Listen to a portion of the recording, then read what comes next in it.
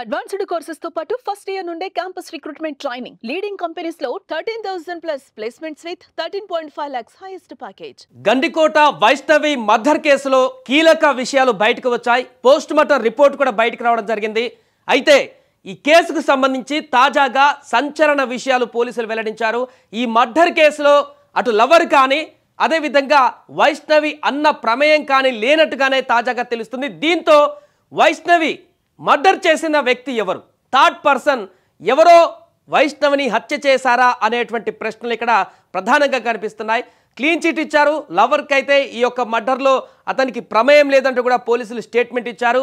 తన బ్రదర్ కూడా, వైష్ణవి బ్రదర్ కూడా అక్కడ వెతకడానికి ఆమె కనిపించట్లేదు అనేటువంటి సమయంలో కాలేజీకి వెళ్ళి కనుక్కున్న సందర్భంలో వైష్ణవి బ్రదర్ అక్కడ గండికోటకు వెళ్ళిందని కాలేజీలో వాళ్ళ ఫ్రెండ్స్ చెప్పిన దాని కారణంగా వెతకడానికి అక్కడికి వెళ్ళి ఒక 20 minutes మాత్రమే ఉండి వచ్చారు. ఆ సమయంలో తను కనిపించకపోవడంతో మరలా వెనక్కి వచ్చినట్టుగా అయితే వైష్ణవి బ్రదర్ చెప్తున్నటువంటి సందర్భం. ఫోన్ కాల్లో ఆయన నిన్న మాట్లాడితే కూడా సుమన్ టీవీతో అదే విషయాన్ని క్లియర్గా చెప్పారు.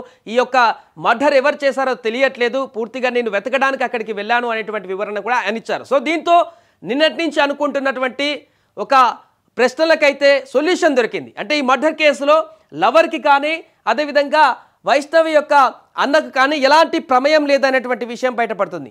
దెన్ ఇప్పుడే అసలు ప్రశ్న ఇక్కడ ఉత్పన్నమవుతుంది. వైష్ణవికి ఇంకా వేరే ఎవరు శత్రువులు ఉన్నారు? ఆమెను అంత దారుణంగా చంపవలసిన అవసరం ఉంది. ఆ మూడో వ్యక్తి ఎవరు, ఏ విధంగా చంపారు, వారి లక్ష్యం ఏంటి, వైష్ణవిని చంపవలసిన పరిస్థితి వారికి ఎందుకు వచ్చింది? గతంలో వైష్ణవితో ఇంకెవరికైనా విభేదాలు ఉన్నాయా? కాలేజీలో ఇంకెవరితోనైనా శత్రుత్వం ఉందా? లేకుంటే ఇది ఎవరైనా ఇంకా సుపారీ గ్యాంగ్తో చేయించినటువంటి మర్డరా? ఇలాంటి అంశాలు తాజాగా వెల్లడవుతున్నాయి. పోలీసులు ఒక 20% వరకు ఒక క్లారిటీ వచ్చినట్టుగా నిన్న చెప్పారు. అక్కడటువంటి క్లూస్ మాకు దొరికిన దాని ప్రకారం కొంత అంచనాకు వచ్చాం. పూర్తిగా ఎవరు చేశారు ఏంటనేటువంటి వివరాలు కూడా ఈరోజు వెల్లడిస్తామని చెప్పారు. బట్ ఇంకా అధికారికంగా ఈ కేసుకు సంబంధించి, మర్డర్ కేసుకు సంబంధించి వారు పూర్తి స్టేట్మెంట్ అయితే ఇచ్చినట్టుగా కనపడలేదు. సో తాజాగా ఈ అంశానికి సంబంధించే చర్చ కొనసాగుతున్న సందర్భంలో అటు ఏపీ ముఖ్యమంత్రి చంద్రబాబు నాయుడు గారు కానీ డిప్యూటీ సీఎం పవన్ కళ్యాణ్ గారు కూడా ఆదేశాలు జారీ చేశారు పోలీసులకు. కేసుని ఖచ్చితంగా ఎలాంటి పక్షపాతం లేకుండా పూర్తి వివరాలను వెల్లడించాలంటూ కూడా, దర్యాప్తును వేగవంతం చేయాలంటూ కూడా వారు ఆదేశాలు జారీ చేసిన సందర్భాన్ని మనం చూసాం. ఈ నేపథ్యంలోనే వైష్ణవి మర్డర్ కేసుకు సంబంధించి ఇప్పుడు ఒక విషయం అయితే బయటపడింది. అతని లవర్కి ఎలాంటి సంబంధం లేదు మర్డర్లో. అతను 8:30 to 10:47 వరకు గండికోటలో ఇద్దరు కాలక్షేపం చేసిన తర్వాత, అక్కడ గడిపిన తర్వాత అక్కడి నుంచి అతను ఒక్కడే అక్కడ డ్రాప్ చేసి అంటే గండికోట దగ్గరే ఉంచి తను రిటర్న్ అయిపోయాడు. ఆ తర్వాత వైష్ణవికి ఏం జరిగింది, 10:47 నుంచి 12కి మర్డర్ జరిగినట్టుగా చెప్తున్నారు. ఆ గంటన్నర సేపు ఏం జరిగింది, అక్కడ వైష్ణవి దగ్గరికి ఎవరు వచ్చారు, గండికోటలో అంతసేపు వైష్ణవి ఇంకా ఏం చేసింది, అక్కడ ఎందుకు ఉంది, లేకుంటే ఇంటికి వెళ్ళేటువంటి ప్రయత్నంలో అక్కడి నుంచి కాలేజీ నుంచి వచ్చింది కాబట్టి కాలేజీకి వెళ్ళేటువంటి ప్రయత్నంలో ఆమెను వెంబడించి ఎవరైనా మళ్ళీ గండికోట లోపలికి తీసుకువెళ్లారా? అయితే ఈ ఘటన జరిగిన తర్వాత వెంటనే లోకేష్ ఎందుకు సమాచారం ఇవ్వలేదు, తనకు కాంటాక్ట్ అయ్యేటువంటి పరిస్థితి రాలేదా? అనేక ప్రశ్నలు మళ్ళా కనిపిస్తున్నాయి. బట్ ఒకటైతే క్లారిటీ వచ్చింది, వైష్ణవిని ఎవరో గుర్తు తెలియని వ్యక్తులు చంపేశారు.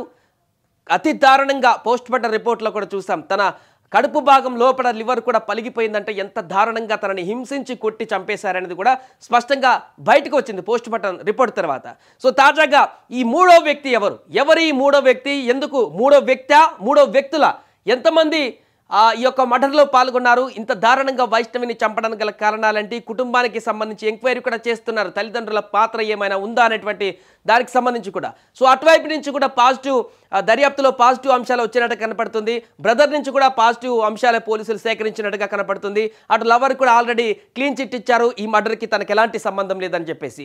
దెన్ ఎవరు చేశారు ఈ మర్డర్, వైష్ణవిని చంపవలసిన అవసరం వేరే వ్యక్తులకు ఎందుకు వచ్చింది, వారికి వైష్ణవికి ఉన్నటువంటి తగాదా ఏంటి, లేదంటే వారి కుటుంబ సభ్యులకు ఉన్నటువంటి తగాదాలతో వైష్ణవిని చంపేశారా, ఈ వ్యక్తులు ఎవరు, ఏ రకంగా ఈ వైష్ణవి మర్డర్ చేయడానికి గల కారణాలు ఏంటి, లేకుంటే ఈ లవర్ యొక్క స్నేహితులు ఎవరైనా వీరికి తెలియకుండా వచ్చి అక్కడ మర్డర్ చేశారు.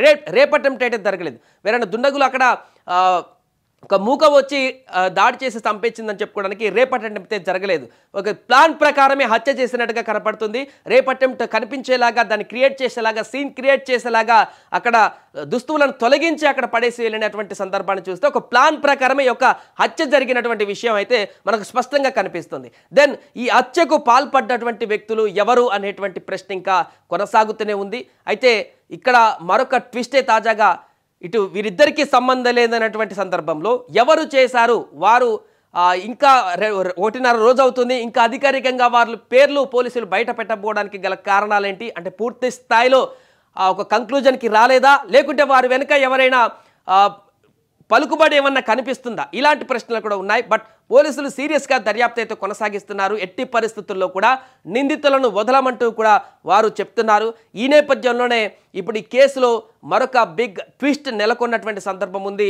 ఎవరో అన్నోన్ పర్సన్స్, గుర్తు తెలియని వ్యక్తులు, నిన్నటి వరకు అనుకున్నటువంటి అనుమానాలు వ్యక్తం చేసినటువంటి ఈ ఇద్దరు వ్యక్తులకు కూడా ఈ కేసుకు లేదా వైష్ణవి మర్డర్ కేసుకు సంబంధించి ఎలాంటి సంబంధం లేదనేటువంటి విషయం బయటపడడంతో అసలు వైష్ణవిని మర్డర్ చేసింది ఎవరు, అక్కడికి వచ్చినటువంటి టూరిస్టులు మర్డర్ చేశారా, లేకుంటే ఈమెకు గతంలో శత్రువులు ఎవరు ఉన్నారా, లేకుంటే తను చదువుతున్నటువంటి కాలేజీలో ఎవరితోనైనా విభేదాలు ఉన్నాయా, ఆ యొక్క మిగతా కాలేజీకి సంబంధించినటువంటి బాయ్స్ ఎవరన్నా చంపేశారా, అసలు ఏం జరిగింది అనేటువంటిది ఒక $1 మిలియన్ ప్రశ్నగా మారింది.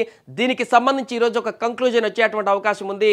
ఇటు అన్న అటు లవర్ కాకుండా గండికోటకు ఎవరు వెళ్ళారు, వైష్ణవితో అక్కడ 1.5 గంటల పాటు ఉన్నదెవరు, అక్కడ ఇంత దారుణంగా చంపవలసిన అవసరం వాళ్ళకి ఏమొచ్చింది, దీనికి సంబంధించిన పూర్తి వివరాలు కూడా మరి కాసేపట్లోనే బయటకు వచ్చేటువంటి అవకాశం ఉంది. ఏదేమైనా కూడా ఊహించని పరిణామం. ఇద్దరు వ్యక్తులు కాదు, అక్కడికి వెళ్ళినటువంటి ఇద్దరు వ్యక్తులు కూడా ఈ మర్డర్లో పాలు పంచుకోలేదు. మరి ఇంకా అక్కడికి ఎవరికి గుర్తుకు రాని, బయటికి పడనటువంటి ఆ 3వ వ్యక్తి ఎవరనేటువంటి విషయాలైతే మరి కాసేపట్లోనే పోలీసులు వెల్లడించేటువంటి అవకాశం ఉంది.